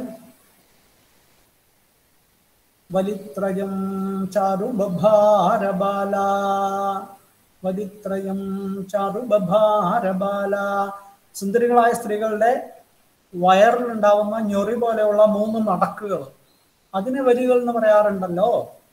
അപ്പൊ നമദ്വലീകളായിട്ടുള്ള വധുക്കളെ പോലെയുള്ള വലഭികളിലേക്ക് എന്നും കൂടി പറഞ്ഞുകൂടെ? സമം എന്നുള്ളതിന് ഇതുവരെ ഒപ്പം, വധുക്കളോട് കൂടി ഒപ്പം എന്നുള്ള അർത്ഥമാണ് പറഞ്ഞത്. ഈ സമം എന്നുള്ളതിന് വേറൊരർത്ഥം പറഞ്ഞുകൂടെ? തുല്യമായിരിക്കുന്നത്. എങ്ങനെയാണോ സുന്ദരികളായിട്ടുള്ള സ്ത്രീകളുടെ വയറില് ഞൊറികൾ പോലെയുള്ള മടക്കുകൾ, സുന്ദരങ്ങളായിട്ടുള്ള വലികളുള്ളത്, അതുപോലെ ഈ വലഭികളിലും വലികൾ ഉണ്ടായിരുന്നു. അപ്പൊ സമം എന്നുള്ളതിന് തുല്യം എന്ന് വേറൊരർത്ഥം എടുത്തുകൂടെ? അപ്പൊ സമശബ്ദത്തിന് സഹ എന്നുള്ള അർത്ഥം ഇല്ലാതെ തുല്യം എന്നൊരർത്ഥം കൂടി എടുത്താൽ, സ്ത്രീകളെ പോലെയുള്ള സുന്ദരങ്ങളായിരിക്കുന്ന തട്ടുംപുറങ്ങളിലേക്ക് ഇവര് കയറി എന്ന് പറയുന്നത് കുറച്ചുകൂടി നന്നാവില്ലേ? അപ്പൊ അതല്ലേ ഇവിടുത്തെ രസം എന്ന് തോന്നുമ്പോ ശ്ലേഷധ്വനി. എന്താണ് വൃത്തിയിൽ പറയുന്നത് നോക്കിക്കോളൂ. അത്ര വധൂഭിः സഹ വലഭൈः അസേവന്ത ഇത് വാക്യാർത്ഥ പ്രതീതേഹ അനന്തരം, വധുക്കളോടുകൂടി തട്ടുംപുറങ്ങളിലേക്ക് ഇവർ കയറി ആശ്രയിച്ചു, സേവിച്ചു എന്നുള്ള വാച്യാർത്ഥം കിട്ടി. അത് കിട്ടിയതിന് ശേഷം അനന്തരം വധ്വഃ ഇവ വലഭ്യഃ, ഈ വലഭികൾ വധുക്കളെ പോലെയാണ്, ഈ തട്ടുപുറങ്ങൾ വധുക്കളെ പോലെയാണ് എന്നുള്ള അർത്ഥം എങ്ങനെ കിട്ടി? സമശബ്ദത്തിന് തുല്യം എന്നുള്ള അർത്ഥമുണ്ട്. അതുകൊണ്ട് ശ്ലേഷപ്രതീതി. അപ്പൊ ഇവിടെ ഒരു ശ്ലേഷപ്രതീതി ഉണ്ട്. അതെങ്ങനെ കിട്ടി? ആ ശബ്ദാപി അർത്ഥസാമർഥ്യാത് മുഖ്യത്വേന വർത്തതേ. ശബ്ദം കൊണ്ട് ഒരിടത്തും പറഞ്ഞിട്ടില്ല ഇങ്ങനെ ഒരു ശ്ലേഷം സമശബ്ദത്തിന് രണ്ടർത്ഥം ഉണ്ടെന്ന് കാണിക്കാൻ അവിടെയും ഇല്ല. ശബ്ദം കൊണ്ട് അത് പറയുന്നുമില്ല. വാച്യാർത്ഥം കൊണ്ട്, അതിന്റെ ഒരു കോണ്ടെക്സ്റ്റ് കൊണ്ട് നമുക്ക് ഇങ്ങനെയും കൂടി അർത്ഥം പറഞ്ഞുകൂടെയെന്ന് തോന്നുകയാണ്. നോക്കൂ, ദ്വാരകാപുരിയിൽ യുവാക്കന്മാർ കൊടിക്കൂറകളുള്ളവയും ഈ പതാകാഹ പ്രാപ്തപതീഹി എന്ന് പറഞ്ഞതിന് രമ്യാഹ ഇത് പതാകാഹ പ്രാപ്തപതീഹി എന്നുള്ളതിന് ഞാൻ ആദ്യം പറഞ്ഞ അർത്ഥം എന്താണ്? വളരെ മനോഹരങ്ങളാണെന്ന് പ്രസിദ്ധി ആർജിച്ചവ. അതിന് വേറൊരർത്ഥമുണ്ട്. എന്താണ്? കൊടിക്കൂറുകൾ. പതാകാഹ പ്രാപ്തവതീഹി, പതാകകൾ, കൊടിക്കൂറുകളുള്ളവ. അതുപോലെ രമണീയങ്ങൾ എന്ന് പ്രസിദ്ധി പറ്റവയും വിശുദ്ധങ്ങൾ അഥവാ വിജനങ്ങൾ അതുകൊണ്ട് രാഗവും രതികുതുകവും വർദ്ധിപ്പിക്കുന്നവയും താഴ്ന്ന വാരിപ്പലകകൾ ഉള്ളവയുമായ തട്ടിമ്പുറങ്ങളിൽ വയറ്റിൽ ചെറുഞൊറികളുള്ള സ്വപ്രിയകളുമൊത്ത് രമിച്ചു. ഇവിടെ സമം എന്ന ശബ്ദം കൂടെ, ഒരുമിച്ച് എന്ന പോലെ തുല്യം എന്ന അർത്ഥത്തെയും കുറിക്കുന്നു. അപ്പോൾ വധുക്കളോടൊത്ത് എന്ന പ്രതീതിക്ക് ശേഷം വധുക്കളും വലഭികളും തുല്യം എന്ന അർത്ഥത്തിൽ ഉപമ തോന്നും. എന്നാൽ ഒടുവിൽ വ്യഞ്ജനാശക്തി കൊണ്ടുണ്ടാകുന്ന അർത്ഥശ്ലേഷത്തിൽ ശ്ലേഷധ്വനിക്ക് വൈശദ്ധ്യവും പ്രാധാന്യവും കൈവരുന്നു. ഈ ഔപമ്യ പ്രതീതിയും ശ്ലേഷത്തിന്റെ ബലം കൊണ്ടാണ് ഊക്കെടുക്കുന്നത്. ശ്ലേഷം അഭിധാവ്യാപാരം വിരമിച്ചതിന് ശേഷം അർത്ഥസൗന്ദര്യത്താൽ ആകുകയാണ്. ഉപമയുടെ നിലയും അതുതന്നെ. എന്നാൽ ശ്ലേഷമാണ് പ്രധാനം. അതുകൊണ്ടാണ് വധുക്കൾ പോലെ വലഭികൾ എന്ന് വന്നിട്ടും വൃത്തികാരൻ ഉപമാധ്വനിയെ വാഴിക്കാതിരുന്നത്. സമം എന്നതിന് പകരം സമാഹ എന്നായിരുന്നെങ്കിൽ ഉപമ തണ്ടും ശ്ലേഷം ഇത്തിളും ആകുമായിരുന്നു. സമം എന്ന നിപാതം പെട്ടെന്ന് വ്യഞ്ജകത്വ ശക്തി കൊണ്ട് കൂടെ എന്ന അർത്ഥത്തിന്റെ ബാധകമായും ശബ്ദശ്ലേഷത്തിന്റെ വേഷം കൊള്ളുകയാണ്. അതുകൊണ്ടാണ് അഭിധ വിരതമാകുമ്പോൾ സഹൃദയർക്ക് തന്നെ പ്രയത്നാന്തരം കൂടാതെ രണ്ടാം അർത്ഥം അവഗമ്യമാകുന്നത്. ഇവിടെ ഇങ്ങനെ മനോജ്ഞമായ ശ്ലേഷധ്വനിയാണ്. അപ്പം എന്താ പറഞ്ഞ നമുക്ക് അർത്ഥശക്തി കൊണ്ട് ശ്ലേഷം കിട്ടുന്ന ഒരു ഉദാഹരണമാണ് ഇവിടെ. അപ്പൊ ഈ പദ്യത്തിൽ എന്താണ് നമ്മൾ ശ്രദ്ധിക്കേണ്ടത്? സമം എന്നുള്ള ശബ്ദത്തിന് വധുക്കളോടുകൂടെ ആദ്യത്തെ വാച്യമായ ദിശയിലെ അർത്ഥം. പിന്നെ വധുക്കളെ പോലെ. എങ്ങനെയാ വധുക്കളെ പോലെ വലഭികളാകുന്നത് ചോദിച്ചു കഴിഞ്ഞാൽ, വലഭികൾ നമദ്വലീകങ്ങളാണ്, വധുക്കളും നമദ്വലീകകളാണ്. നമദ്വലീകം എന്നുള്ളതിന് അവിടെ വലഭികൾ എന്ന് പറഞ്ഞാൽ തട്ടിൻപുറത്തിന്റെ കാര്യം പറയുമ്പോൾ അതിലെ പലകകള് താഴ്ന്നിരിക്കുകയാണ്. ഇവിടെ സുന്ദരമായ വലികളുള്ളവരാണ്, അല്ലെങ്കിൽ താഴ്ന്നിരിക്കുന്ന, അകത്തേക്ക് കാണാത്ത വിധം ഒളിഞ്ഞിരിക്കുന്ന വലികൾ. അതാണ് സ്ത്രീ ശരീരത്തെ കുറിച്ച് പറയുമ്പോൾ, വധുക്കളെ കുറിച്ച് പറയുമ്പോൾ. അതുപോലെ ഈ പതാകാഹ പ്രാപ്തവതീഹി എന്നുള്ളതിനും രണ്ടർത്ഥം പറഞ്ഞിട്ടുണ്ട്. സുന്ദരങ്ങളാണെന്ന് പ്രസിദ്ധി പെറ്റവ, പുകഴ് പെറ്റവ എന്നൊരർത്ഥം. മറ്റൊന്ന് കൊടിക്കൂറുകളുള്ളവ. ഇനി വിവിക്താഹ എന്നുള്ളതിന് രണ്ടർത്ഥം, വിശുദ്ധമെന്നും വിജനമെന്നും. രണ്ടായാലും രതിയെ വർദ്ധിപ്പിക്കുന്നു. പുണ്യമായാലും രതിയെ വർദ്ധിപ്പിക്കും, പുണ്യമായിട്ടുള്ള കാര്യങ്ങളിൽ രതി വർദ്ധിപ്പിക്കും. വിവിക്തമായാൽ രാഗത്തെ, രതിയെ വർദ്ധിപ്പിക്കും. അത്ര വധൂഭി സഹബലഭീ വായിച്ചു. ഇനി അടുത്തത് യഥാസംഖ്യം എന്നൊരലങ്കാരം. യഥാസംഖ്യധ്വനി, യഥാസംഖ്യം എന്ന അലങ്കാരം ധ്വനിയായിട്ട് കിട്ടുന്നതുമാണ്. അതെവിടെ, എന്താണ് യഥാസംഖ്യ അലങ്കാരം എന്ന് ചോദിച്ചു കഴിഞ്ഞാൽ, യഥാസംഖ്യം എന്ന് പറയുന്നത് യഥാക്രമം കാരകങ്ങളോ ക്രിയകളോ ഒക്കെ അന്വയിച്ചു കഴിഞ്ഞാൽ യഥാസംഖ്യാലങ്കാരമായി. ക്രമാത് ഏകൈകമന്വിതാഹ അർത്ഥാഹ ക്രിയാകാരകരൂപാഹ ദ്വിവിധാഹ ഇത്യർത്ഥഃ. കാരകാണാം ക്രിയാണാം വാ ക്രമേണ കാരകേഷു ക്രിയാസു വാ അന്വയേ യഥാസംഖ്യമലങ്കാരഃ. യഥോദ്ദേശം അനൂദ്ദേശഃ എന്ന് പറയും. എങ്ങനെയാണോ 1, 2, 3 എന്ന ക്രമത്തിൽ ചില കാര്യങ്ങൾ പറഞ്ഞിട്ടുണ്ടാവും, അത് അതേ ക്രമത്തിൽ വേറൊന്നിലും കൂടി യോജിച്ചാൽ അലങ്കാരം എന്തായി? യഥാസംഖ്യാലങ്കാരായി. അപ്പൊ ഉദാഹരണം കണ്ടാൽ നിങ്ങൾക്ക് മനസ്സിലാവും. അങ്കുരിത പല്ലവിത കോരകിത പുഷ്പിതശ്ച സഹകാരഃ. അങ്കുരിത പല്ലവിത കോരകിത പുഷ്പിതശ്ച ഹൃദിമദനഃ. ചെറിയൊരു പദ്യമാണ്, ഈ ഹൈക്കു പദ്യം പോലെ വളരെ രസകരമായ പദ്യം. ചെറിയൊരു കവിതയാണ്. ഇത് ഒറ്റയ്ക്ക് വേണമെങ്കിൽ ഒരു കവിതയായിട്ട് നിൽക്കും. എന്താണ്? സഹകാരഃ തേന്മാവ്, അങ്കുരിതഃ നാമ്പ് നീട്ടി, പല്ലവിതഃ തളിർ വീശി, കോരകിതഃ മൊട്ടിട്ടു. കോരകം എന്ന് പറഞ്ഞാൽ മൊട്ട്, പല്ലവം എന്ന് പറഞ്ഞാൽ തളിര്, അങ്കുരം എന്ന് പറഞ്ഞാൽ നാമ്പ്, മുള. അങ്കുരിതഃ നാമ്പിട്ടു, പല്ലവിതഃ തളിര് വീശി, കോരകിതഃ മൊട്ടിട്ടു, പുഷ്പിതശ്ച പൂവണിയുകയും ചെയ്തു. അപ്പൊ തേന്മാവ് നാമ്പ് നീട്ടി കളിരിട്ടോ മൊട്ടിട്ടോ പൂവണിയുകയും ചെയ്തു. എന്നിട്ട് വീണ്ടും പറയാണ് അങ്കുരിത പല്ലവിത കോരകിത പുഷ്പിതശ്ച.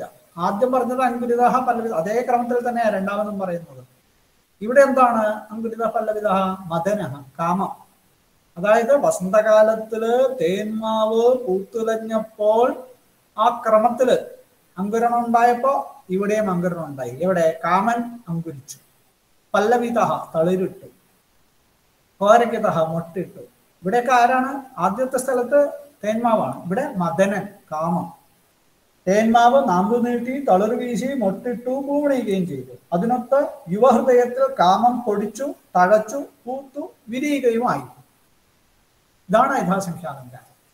ഇപ്പൊ ഇവിടെ വാച്യമായിട്ട് യഥാസംഖ്യം പറഞ്ഞിട്ടൊന്നുമില്ല. അത്ര യഥോദ്ദേശം അനുദ്ദേശേച്ചാരുത്വം അനുരണനരൂപം മദന വിശേഷണഭൂത അങ്കുലിതാദിശുദ്ധഗതം തത് മദന സഹകാരയോ തുല്യയോഗിത സമുച്ചയ ലക്ഷണാത്ത് വാച്യാത്ത് അതിരിച്യമാനമാലക്ഷ്യതേ. വാസ്തവത്തിൽ ഇവിടെ രണ്ട് വാച്യാലങ്കാരങ്ങൾ, വാച്യമായിട്ട് രണ്ട് അലങ്കാരങ്ങളുണ്ട്. എന്തൊക്കെയാണ്? സമുച്ചയമെന്നും തുല്യയോഗിത എന്നും രണ്ട് അലങ്കാരമുണ്ട്. അതിൽ നിന്നാണ് യഥാസംഖ്യം എന്ന വ്യംഗ്യമായ അലങ്കാരം കിട്ടുന്നത്. എന്താണ് നമുക്ക് നോക്കാം. എന്താണ് തുല്യയോഗിത എന്ന് പറയുന്നത്? വർണ്യാനാം ഇതരേഷാം വാ ധർമ്മൈക്യം തുല്യയോഗിത.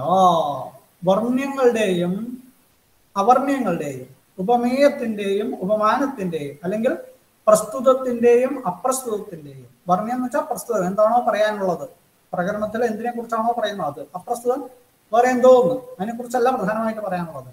ഇവ രണ്ടിനും ഐക്യം ഉണ്ടാവുക എന്നുള്ളതാണ്, ധർമ്മൈക്യമാണ് തുല്യയോഗ്യത എന്ന് പറയുന്നത്. ഒരേപോലെ ആവുക. ഏതിലൊക്കെ ചോദിച്ചു കഴിഞ്ഞാൽ ഗുണക്രിയാരൂപമായിരിക്കുന്ന ഏകധർമാന്മ.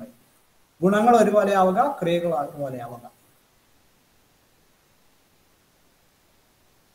സങ്കുചന്തി സരോജാനി സ്വൈരിണീവദനാനി ച. ഉദാഹരണം: സരോജങ്ങൾ, ചെന്താമരകൾ കൂമ്പുന്നു. സ്വൈരിണീവദനങ്ങളും അങ്ങനെ തന്നെ. സ്വൈരിണികളുടെ, സ്വൈരചാരിണികളായിട്ടുള്ള സ്ത്രീകളുടെ മുഖങ്ങളും കൂമ്പുന്നു, വാടുന്നു. അപ്പൊ ഒരേ സമയത്ത് വാട്ടം ഉണ്ടാകുന്നു രണ്ടുപേർക്കും. അപ്പൊ ധർമ്മ ഐക്യം, അത് ഗുണത്തിന്റെ ഗുണരൂപമായിരിക്കുന്ന ധർമ്മത്തിന്റെ ഐക്യമാവാം, അല്ലെങ്കിൽ ക്രിയാരൂപമായിരിക്കുന്ന ധർമ്മത്തിന്റെ ഐക്യമാവാം. ഇവിടെ അങ്ങനെ തന്നെയാണല്ലോ പറഞ്ഞിരിക്കുന്നത്. അങ്കുരണം തേന്മാവിലും ഉണ്ടാവുന്നു, മദനിലും ഉണ്ടാവുന്നു എന്നുള്ളതാണ് വാച്യമായി പറഞ്ഞിരിക്കുന്നത്. പക്ഷെ വ്യംഗ്യമായി കിട്ടുന്നത് എങ്ങനെയാണോ തേന്മാവ് ക്രമശഃ അങ്കുരിക്കുകയും പല്ലവിക്കുകയും കോരിവയ്ക്കുകയും പുഷ്പിക്കുകയും പുഷ്പിതമാവുകയും ഒക്കെ ചെയ്യുന്നത്, അതുപോലെ അതേ ക്രമത്തിൽ മദനനും വളർന്നു വന്നു എന്നുള്ളത് പറയാതെ പറഞ്ഞിരിക്കുന്നു. യഥാസംഖ്യം എന്ന അലങ്കാരം. അതുപോലെ ഇനി സമുച്ചയം എന്നൊരു അലങ്കാരമുണ്ട്, അതും ഇവിടെ വാച്യമായിട്ടുണ്ട്. എന്താണ്? ഗുണക്രിയാ യൗഗപദ്യം സമുച്ചയ. ഒരേ സമയത്ത് ഗുണവും ക്രിയയും ഒരേ സമയത്ത് ഉണ്ടാവുക. രണ്ട് ഉപമാനത്തിന്റെയും ഉപമേയത്തിന്റെയും ഗുണങ്ങൾ ഉണ്ടാവുന്നത് യൗഗപദ്യം. യൗഗപദ്യം എന്ന് വെച്ചാൽ സൈമൾട്ടേനിയസ്, ഒരേ സമയത്ത്. ഇവിടെ എങ്ങനെയാണല്ലോ പറഞ്ഞത്? സഹകാരം അങ്കുരിച്ചു, മദനം അങ്കുരിച്ചു, ഒരേ സമയത്താണ്. സഹകാരൻ പല്ലവിതമായി, മദനനും പല്ലവിതമായി. സഹകാരൻ കോരകിതനായി, മദനനും കോരകിതനായി. സഹകാരം പുഷ്പിതനായി, മദനനും പുഷ്പിതനായി. അപ്പൊ ഇവിടെ തുല്യയോഗ്യത സമുച്ചയം എന്ന രണ്ടലങ്കാരം വാച്യമായിട്ടുണ്ട്. പക്ഷെ അതിൽ കിട്ടുന്ന യഥോദ്ദേശം അനുദ്ദേശ എന്ന യഥാസംഖ്യ അലങ്കാരം, വ്യംഗ്യമായി കിട്ടുന്ന അലങ്കാരം വളരെ മനോഹരമായിട്ടുണ്ട്. അത് നേരിട്ട് പറഞ്ഞിട്ടുമില്ല. പ്രധാനം പറഞ്ഞത് തൻ മദന സഹകാരയോ തുല്യയോഗ്യത സമുച്ചയ ലക്ഷണാത്ത് വാച്യാത്ത് വ്യതിരിച്യമാനം ആലക്ഷ്യത്തെ. അപ്പൊ ഇവിടെ തുല്യയോഗ്യത സമുച്ചയം എന്ന രണ്ടലങ്കാരങ്ങള് വാച്യമായിട്ടുണ്ട്. അതിൽ നിന്നും വ്യത്യസ്തമായിട്ട് നമുക്ക് യഥാസംഖ്യം എന്നൊരലങ്കാരം വ്യക്തമായി കിട്ടുന്നു. ഏവം അന്യേപി അലങ്കാരാഹ യഥായോഗം യോജനീയാഹ.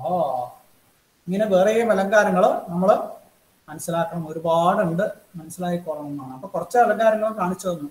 അർത്ഥശക്തി മൂലമായിട്ട് നമുക്ക് വ്യതിരേകം, രൂപകം, ഉപമ, ഉത്പ്രേക്ഷ, ശ്ലേഷം, യഥാസംഖ്യം, ഇങ്ങനെ കുറെ അലങ്കാരങ്ങൾ കാണിച്ചു തന്നു. അർത്ഥശക്തി മൂലമായിട്ട്, ശബ്ദശക്തി മൂലമായിട്ടും ചില അലങ്കാരങ്ങൾ കാണിച്ചു തന്നിട്ടുണ്ട്.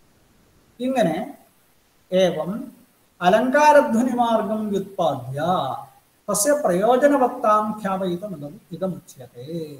അലങ്കാരധ്വനി മാർഗത്തെ കാണിച്ചു തന്നു. ഇങ്ങനെയൊക്കെയാണ് അലങ്കാരധ്വനിയുടെ വഴികളും എന്ന് പറഞ്ഞിട്ട് ശരിക്ക് അത് വളരെ പ്രയോജനമുള്ളതാണ് എന്ന് പറയാൻ വേണ്ടിയിട്ട് പറയാണ്. അതായത് ഇപ്പൊ നമ്മൾ പറഞ്ഞത് എന്താണ്? അലങ്കാരധ്വനിയെ കുറിച്ചാണ്. അലങ്കാരധ്വനി എന്ന് പറഞ്ഞാൽ എന്താണ്? അലങ്കാരം തമർത്ഥമവലംബം തേ യേങ്കിനം തേ ഗുണാസ്മൃതാഃ അംഗാശ്രിതാസ്ത്വലങ്കാരാമന്തവ്യഃ കടകാദിവത് എന്ന് പറഞ്ഞിട്ടുണ്ട്. അലങ്കാരം എന്ന് പറഞ്ഞാൽ ആനന്ദവർദ്ധന്റെ അഭിപ്രായം കടകങ്ങളെ പോലെ, കടകകുണ്ടല വലയാദികളെ പോലെ, ഹാരനൂപുര കേയൂരാദികളെ പോലെ ശരീരത്തിൽ നിൽക്കുന്നവയാണ്. ശരീരബാഹ്യമായി ശരീരത്തിന് മോടി കൂട്ടുന്നവയാണ്.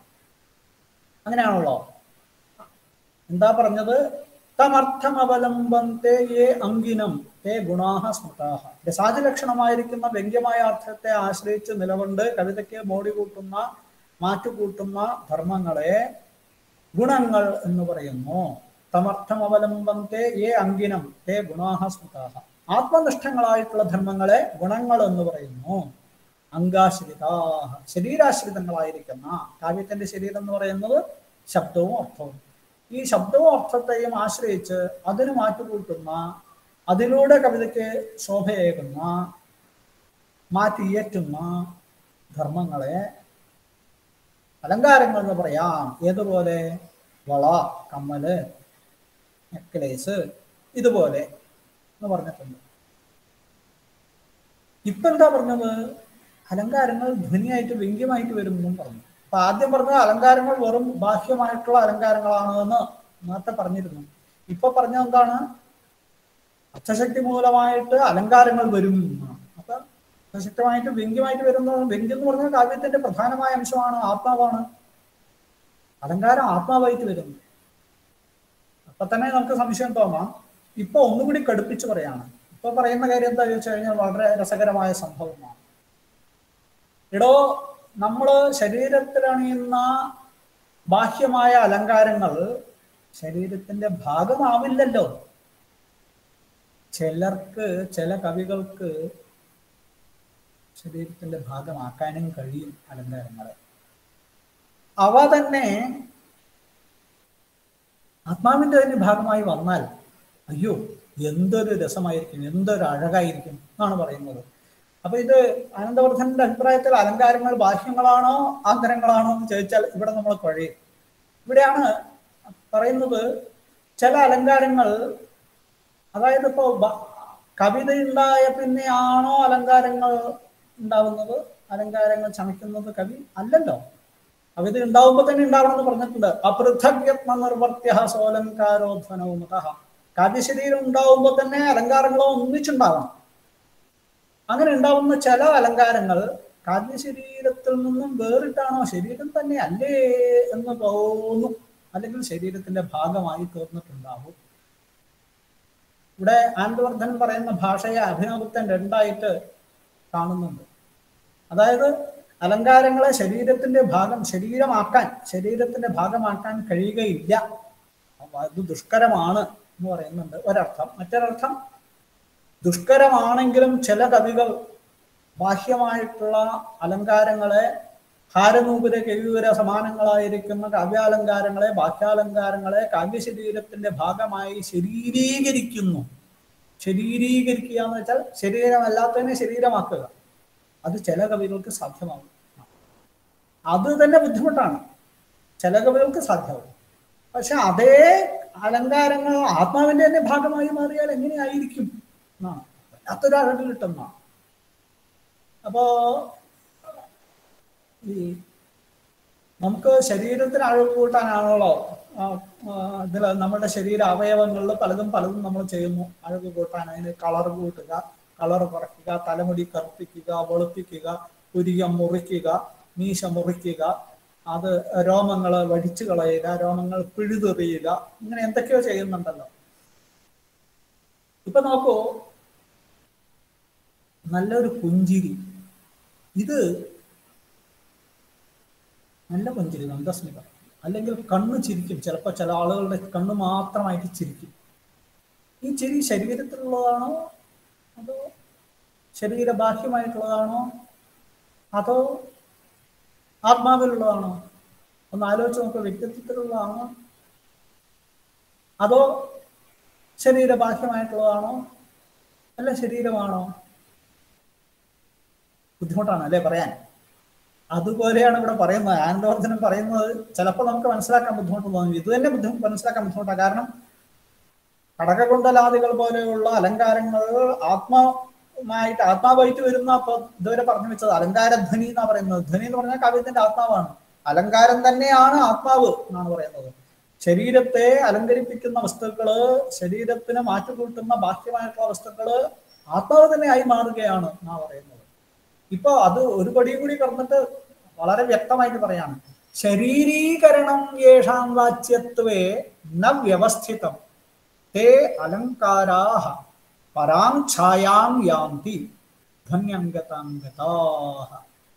യേഷാം അലങ്കാരാണാം, ഏത് ഉപമാരൂപകം പോലെയുള്ള ശരീരത്തിലെ വള, കമ്മല്, കുണ്ടലും, കടുക്കൻ, ജിമ്മി, നെക്ലേസ് പോലെയുള്ള ഏതൊരലങ്കാരങ്ങളുടെ ശരീരീകരണം, ശരീരമാക്കി തീർക്കുക എന്നത് ഇങ്ങനെയാണല്ലോ. ശരീരമല്ലാത്തതിന് ശരീരമാക്കലാണല്ലോ ശരീരീകരണം.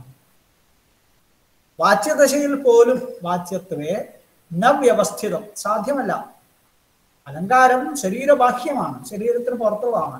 കുട്ടി ജനിച്ച പിന്നെ കുട്ടിക്ക് പറ്റിയ മോതിരം ഉണ്ടാക്കിയിടാം, വള ഉണ്ടാക്കിയിടാം. അപ്പൊ കുട്ടിയുടെ ശരീരത്തിന്റെ ഭാഗമല്ല അലങ്കാരം. പക്ഷെ ചില അലങ്കാരങ്ങൾ അത് ശരീരമാക്കി തീർക്കാൻ പറ്റില്ല. എങ്കിലും അങ്ങനെയുള്ള അലങ്കാരങ്ങൾ തേ അലങ്കാരാഹ ധ്വന്യംഗതാംഗതാഹ, ധ്വനിയുടെ അംഗമായാൽ. ധ്വനി എന്ന് പറഞ്ഞാൽ വാസ്തവത്തിൽ വാച്യാർത്ഥത്തിനും ധ്വനിന്ന് പേരുണ്ട്, വ്യംഗ്യാർത്ഥത്തിനും ധ്വനിന്ന് പേരുണ്ട്, വാചകമായിട്ടുള്ള ശബ്ദത്തിനും ധ്വനിന്ന് പേരുണ്ട് എന്നൊക്കെ നമ്മളെ മുമ്പ് കണ്ടതാണ്. പക്ഷെ ഇവിടെ ധ്വനി എന്ന് പറയുമ്പോൾ കോണ്ടെക്സ്റ്റ് കൊണ്ട് വ്യംഗ്യമായ അർത്ഥത്തെയാണ് ധ്വനി എന്ന് പറയുന്നത്. ധ്വന്യംഗതാംഗതാഹ, വ്യംഗ്യത്വത്തെ പ്രാപിച്ചു കഴിഞ്ഞാൽ ഈ അലങ്കാരങ്ങൾ, ധ്വന്യംഗതാംഗതാഹ എന്ന് പറഞ്ഞാൽ വ്യംഗ്യത്വത്തെ പ്രാപിച്ചു കഴിഞ്ഞാൽ പരാം ഛായാം യാന്തി, വല്ലാത്തൊരു അഴക് കൈവരിക്കുന്നു, വല്ലാത്തൊരു അഴകിലേക്ക് പോകുന്നു, കൈവരിക്കുന്നു. ഇപ്പോ ആദ്യത്തെ അർത്ഥത്തിന് നമ്മൾ എങ്ങനെ അർത്ഥം പറഞ്ഞത്? ഏതൊരലങ്കാരങ്ങളെ ശരീരത്തിന്റെ ഭാഗമാക്കാൻ പോലും പറ്റില്ലയോ എന്നാണ് പറഞ്ഞത്. അതിനെ വേറൊരു തരത്തിലും പറയാം. വാച്യത്വേന, വാച്യത്വേ ന വ്യവസ്ഥിതം എന്നാണ് ഇതുവരെ നമ്മൾ അർത്ഥം പറഞ്ഞത്.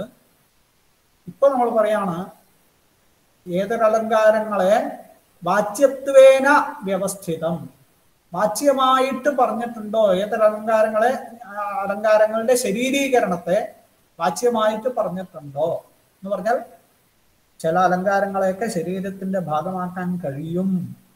അങ്ങനെയുള്ള അലങ്കാരങ്ങൾ ആത്മാവായാലോ അല്ലാത്തഴക് കൈവരിക്കും. അപ്പൊ രണ്ടർത്ഥം, അത് ഞാൻ പറയുന്നതല്ല, ധനികാരൻ അല്ല, അഭിനവഗുപ്തൻ തന്നെ പറയുന്നുണ്ട്. നോക്കൂ എന്താ പറയുന്നത്? യേഷാം അലങ്കാരാണാം വാച്യത്വേന ശരീരീകരണം ശരീരഭൂതാഹ പ്രസ്തുതാത് അർത്ഥാന്തരഭൂതതയാ അശരീരാണാം കടകാദിസ്ഥാനീയാനാം ശരീരതാപാദനം വ്യവസ്ഥിതം സുഖവീനാം അയത്നസമ്പാദ്യതയാ. ബാഹ്യമായുള്ള അലങ്കാരങ്ങളെ നല്ല കവികൾക്ക് ശരീരത്തിന്റെ ഭാഗമാക്കാൻ കഴിയും എന്ന് പറഞ്ഞിട്ട് പിന്നെ പറയാണ് യതിവാ, അല്ലെങ്കിൽ ഇങ്ങനെയും പറയാം, വാച്യത്വേ സതി യേഷാം ശരീരതാപാദനമപി ന വ്യവസ്ഥിതം. വാച്യദശയില് ശരീരത്തിന്റെ ഭാഗമാക്കാൻ പോലും കഴിയാത്ത അലങ്കാരങ്ങൾക്ക് ദുർഘടം തേ അലങ്കാര, രണ്ടു തരത്തിൽ അർത്ഥം പറയാവുന്നതാണ്. ആ അലങ്കാരങ്ങൾ വ്യംഗ്യമായിട്ട് ആത്മാവിന്റെ ഭാഗമായി കഴിഞ്ഞാൽ നല്ല രസമായിരിക്കും. അപ്പൊ അലങ്കാരധ്വനിയുടെ പ്രാധാന്യത്തെ എടുത്തു പറയാൻ വേണ്ടിയിട്ടാണ് ഈ കാരിക. നോക്കൂ ഇതില് എങ്ങനെയാണ് അർത്ഥം പറയുന്നു, നോക്കിക്കോളൂ.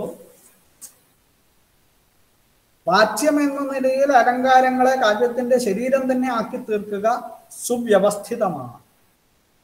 അഥവാ അലങ്കാരങ്ങളെ വാച്യതാദശയിലും കാവ്യശരീരമാക്കി തീർക്കുക എന്നത് അത്ര എളുപ്പമല്ല. എന്നാൽ ആ അലങ്കാരങ്ങൾ ധ്വനിക്ക് അംഗമായാൽ, വ്യംഗ്യമായാൽ പരമമായ ശോഭയെ ജനിപ്പിക്കും. ഇതാണ് ദാമോദരന്റെ പരിഭാഷ. വൃത്തിയും ലോചനവും നന്നായിട്ട് മനസ്സിലാക്കി അതിൽ പറഞ്ഞ കാര്യം അങ്ങനെ തന്നെ എഴുതി വെക്കുന്നത്. മനോഹരമായിട്ട് നമുക്ക് മനസ്സിലാവുന്ന ഭാഷയിൽ കൂടി എഴുതുന്നുണ്ടെന്നതാണ്. അദ്ദേഹം പറയാണ്, അലങ്കാരം സൗന്ദര്യമാണ്. ഇന്ന് പ്രസിദ്ധങ്ങളായ അലങ്കാരങ്ങളുടെ രൂപത്തിൽ മാത്രമല്ല സൗന്ദര്യം വിരിയുന്നത്. വിജ്ഞാനത്തിന്റെയും പ്രതിഭയുടെയും തോതനുസരിച്ച് പ്രതി കവി ഭിന്ന വിചിത്ര മാർഗമായി അനന്തം ആർത്ഥിക നവതകൾ അനുഭവൈക വൈദ്യമായി വന്നണയും. പേരേർപ്പെട്ടിട്ടില്ലെങ്കിലും ചമത്കാരകങ്ങളായ അവയും അലങ്കാര പ്രകാരങ്ങൾ തന്നെ. പക്ഷേ എന്തും ധ്വനിയുടെ പാതയിലൂടെ വേണം അവതീർണമാകേണ്ടത്. ഈ വസ്തുതയുടെ വക്താവും വ്യാഖ്യാതാവുമാണ് ഈ പ്രകരണം. കാരികയിലെ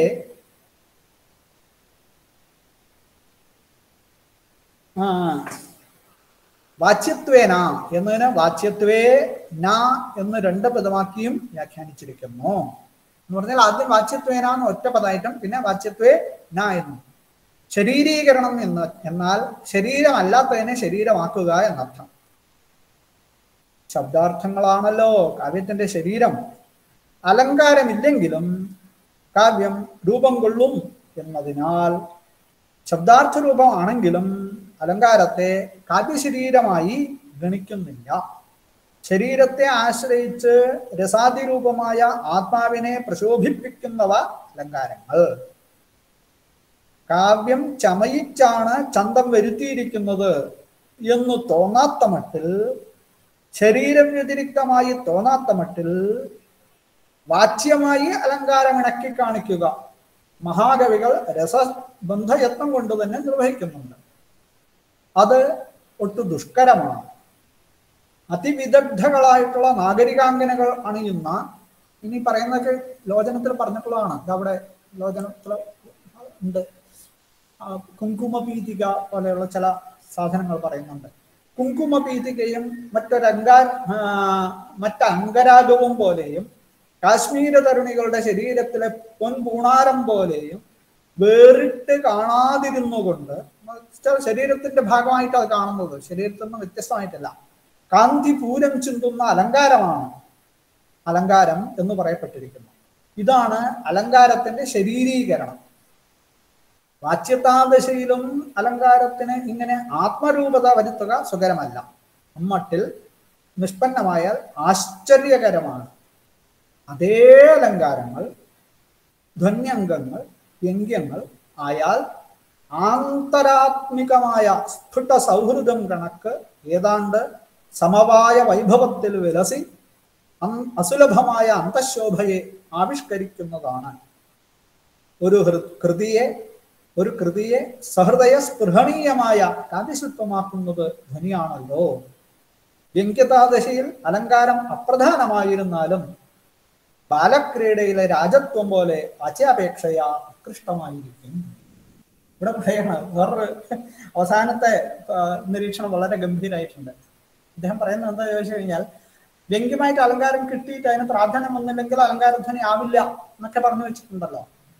അങ്ങനെ വ്യംഗ്യമായിട്ട് അലങ്കാരം കിട്ടിയിട്ട് പ്രാധാന്യം വന്നില്ലെങ്കിലും ധ്വനി ആവില്ല എന്നൊക്കെ ടെക്നിക്കലായിട്ട് പറയാം. പക്ഷെ വല്ലാത്തൊരു അഴകതിനുണ്ട്.